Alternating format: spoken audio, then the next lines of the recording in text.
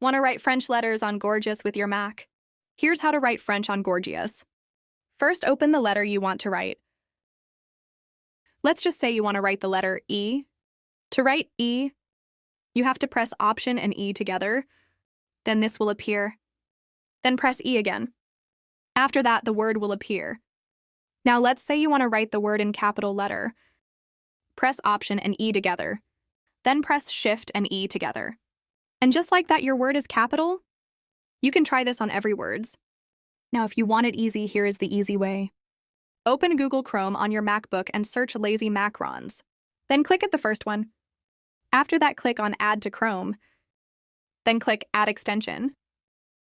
Click here. As you can see, the Macron extension has been added and it is auto.